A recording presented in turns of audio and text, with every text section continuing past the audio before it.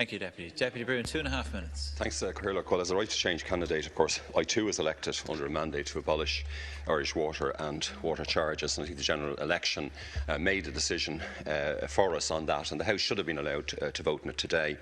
And as Deputy Smith said earlier, I think the history of the introduction of these charges into Dail, it was farcical and extremely undemocratic, with late-night debates, midnight debates, in fact, or middle-of-the-morning debates, guillotine debates.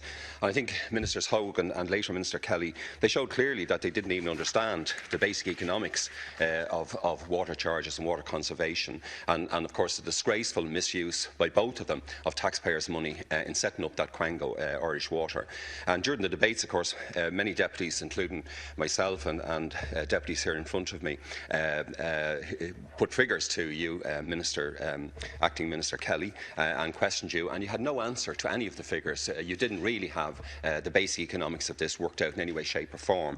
You just ploughed ahead with the wrong head of stubbornness, which of course devastated your own party. And you've accused, of course, a few days ago, you said abolishing charges was making fools of people, but you're the minister that made fools of people. You certainly made fools of Labour backbenchers, 80% of whom, of course, bit the dust in the recent contests.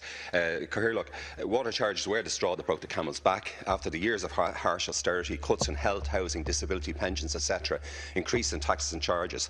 The ordinary people said enough is enough, and of course I congratulate them. And the movement to abolish water charges was very powerful in my own constituency, where groups like some of the colleagues who are here with me today, and organisations like Clare Hall says no, Eden Moore says no, Coolock says no, were determined to get rid of this harsh imposition on the backs of the people.